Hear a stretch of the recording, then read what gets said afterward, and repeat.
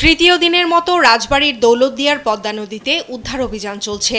শুক্রবার সকাল 8:30 থেকে ফায়ার সার্ভিস, নৌবাহিনী ও কোস্টগার্ডের ডুবুরি দল অভিযান চালিয়ে যাচ্ছে। তবে এখনও নতুন করে কোনো মরদেহ উদ্ধার হয়নি। উদ্ধারকারীরা স্পিডবোট নিয়ে আশেপাশের বিভিন্ন এলাকা ঘুরে দেখছে।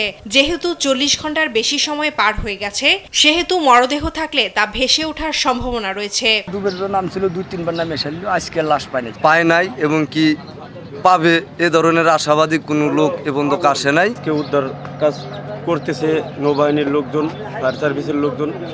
এখন পর্যন্ত কোনো স্বজন পাওয়া যায় না, যাদের লাশ পাওয়া যায় না এখন। একজন স্বজন নিখোঁজের কথা জানালেও তিনি এ বাসের যাত্রী কিনা তা নিশ্চিত না। মরদেহ আছে কিনা সেটি নিশ্চিত হতেই উদ্ধার কাজ চালানো হচ্ছে। 26 জন লোক উদ্ধার করলে আর কোনো লোক থাকার কথা না।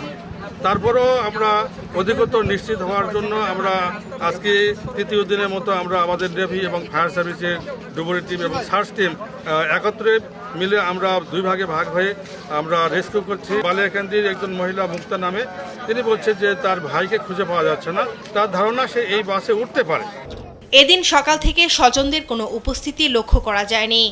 বৃহস্পতিবার পর্যন্ত 26 জনের মরদেহ উদ্ধারের পর পরিবারের কাছে হস্তান্তর করেছে প্রশাসন। ফারজানা আফরোজ টুম্পা, নিউজ ডেস্ক, দেশ টিভি।